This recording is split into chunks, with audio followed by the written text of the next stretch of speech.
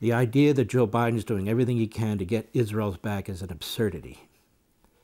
He rearmed Iran. He rearmed the Palestinians, where Donald Trump had cut them off and had them in a box. That's why this didn't happen when Trump was president, and now Biden's trying to put Trump in prison for the rest of his life. Think about that. It turns out there were close to 1,500 terrorists who got into Israel. And we're now learning that their goal was to slaughter as many people as they possibly could and to occupy parts of Israel outside the Gaza Strip. So, of course, everybody was caught off guard. It was an incredibly brazen attack, funded by the Iranians, strategized by the Iranians.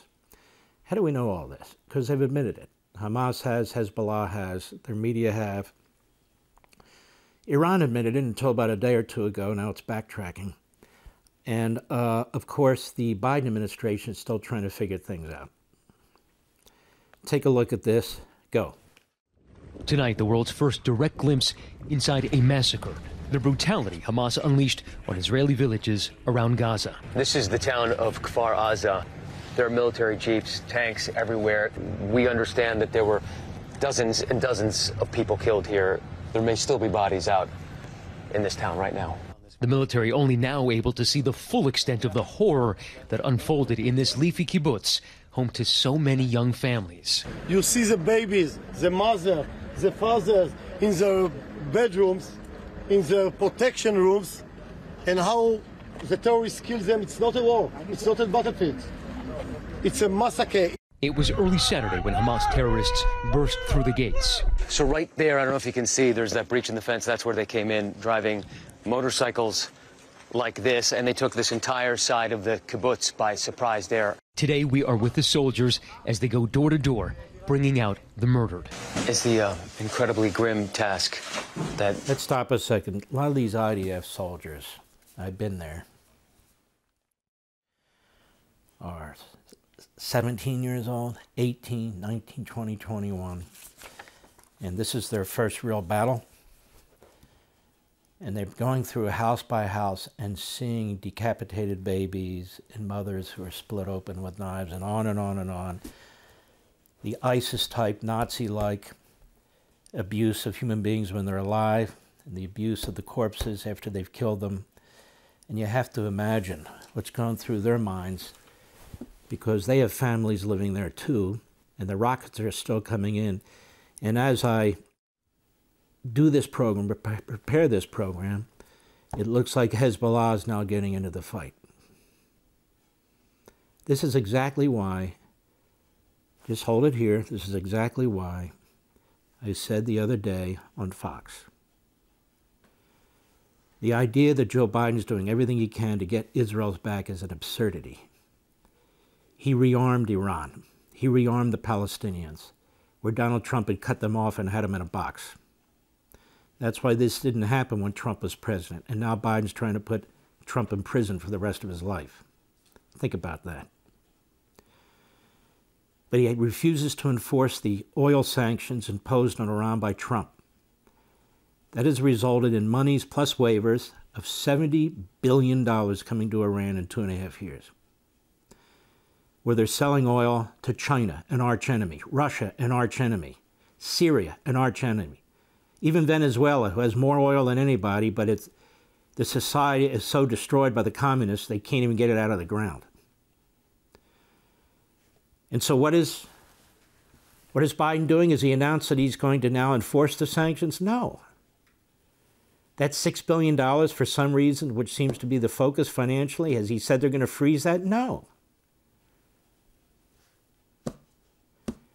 We don't have direct proof, they say. Part of the problem is Biden doesn't want to admit that he helped rearm the enemy and that he betrayed the Jewish people in Israel. And he gives these speeches which mean nothing to me. Zero. Because out of one side of his mouth, he says the Israelis need to do what they need to do and we'll give them the time. And yet his assistant national security advisor announces, just before he says those things, that Israel's response needs to be proportionate. You believe that? Proportionate. So as my wife Julie said, proportionate, what are they saying? That the Israelis should go into the Gaza Strip and slaughter their babies? Decapitate their soldiers? Or their terrorists? Burn their houses down with people in them? Rape their women? That would be proportionate. Go ahead. These soldiers have of wrapping up a body right in that room. Zipping up the body bag, and then we hear soldiers praying. The victim carefully eased through the window. So you don't... Because the Jews, the Israelis, treat the bodies of their dead with enormous respect. Because it's the body that holds the soul. And it's the soul that many Jews believe that joins with God. The body protects the soul, and the soul joins with God. When you desecrate a body in Judaism, you're committing a high evil act. You are committing an act against God. That's the reason they're slaughtering the corpses, cutting them up, slaughtering the people, beheading the people, because the Islamo-Nazis know this, among other things. That's why the Jews in Israel will negotiate for the bodies of those who've been killed or kidnapped. I just want you to understand this. And human bodies, let alone human existence, means nothing to this enemy. Israel should take as much equipment and support it can from the rest of the world, including the United States, and completely ignore Joe Biden otherwise. Because Iran is still on the road to getting nuclear weapons, and soon. It's still being funded by Joe Biden via his refusal to block those oil freighters that are bringing oil to our other enemies. And I would do one other thing. Unfortunately, I'm not running things. I would tell Iran, you lay one finger on these hostages. You kill any hostage via your puppets. You're responsible for what Hamas and Hezbollah do. We will target your leadership. And one by one, we will take them out. Go. People have been killed here. No, I can imagine that more than 100 of them. You think more than 100 in this village right here? And all of them here in the rooms, in every apartment, you can feel. They're literally right around us in the rooms, dead bodies, their bodies. Body, and you know, see, if they lock themselves, they burn the apartment. They burn the apartments. What he's saying is, when they lock themselves in their houses to protect themselves, they burn the houses down. This is a kibbutz near the border. They had 700 people there, 100 of whom were slaughtered, including 40 babies, not just killed, but many decapitated, for the reason I said. Go ahead. They shoot the baby, they cut the head. They describe unimaginable horror here, and today, President Biden addressed it before the American people. It's abhorrent. I don't need to hear from him. I already heard this. The issue is, what are you going to do about it? And you know, in our own country, what lessons have we learned from this? He's learned not a damn thing. Nothing. He should immediately reverse course and secure our border. There's no question we have terrorists coming into this country. One of them, at the direction of that wonderful regime in Iran that we're funding, sent an assassin over here to murder Secretary Pompeo and former National Security Advisor Bolton. He gave them $6 billion 3 weeks ago? You have a negotiator, the lead negotiator for the Biden regime with the Islamo-Nazi regime in Iran, who is an Iranian sympathizer and is a very, very close friend to the Secretary of State, Blinken. who was Deputy Secretary of State under Obama. These are all Obama policies. These are all Obama policies because it's been written well by scholars. Obama had a new approach to the Middle East. He wanted to re-engineer the whole thing, a whole new architecture. We can't have Israel as the only powerhouse in the Middle East, so we need to, listen to this, build up Iran. Now, not right away. The American people wouldn't tolerate that, but over 10 years, if they can get nukes too, then we have a balance. Mutual destruction balance.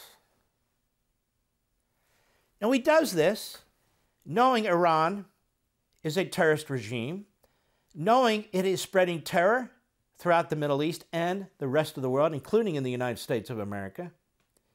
He does this knowing they say death to America, knowing they're building intercontinental ballistic missiles to reach intercontinental locations. That would be the United States. He's funding them. He's doing not a damn thing to stop them on the nuclear missiles. Iran has destroyed Yemen.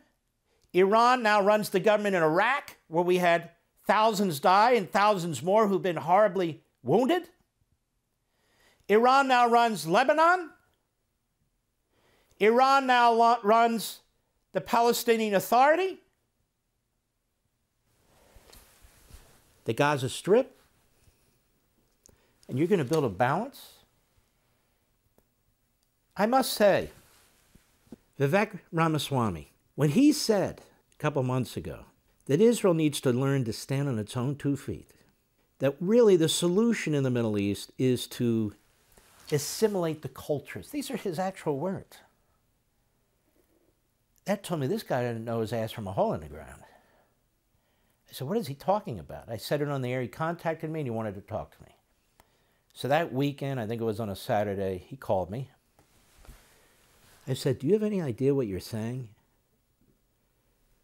The Israelis are more than happy to have a 2-state solution with people who want to live in peace, but they're not going to give another country to people to build an air force, to house massive missile silos, and all the rest of it as a staging ground to destroy them any more than they would do that for Nazis. And his answer was, so you don't like the language I'm using? I said, it's not your language. You don't have a basic understanding of what's going on over there. What do you mean assimilate the cultures? Get real, man. Get practical. That's not how it works. For all this and much more, sign up for LevinTV.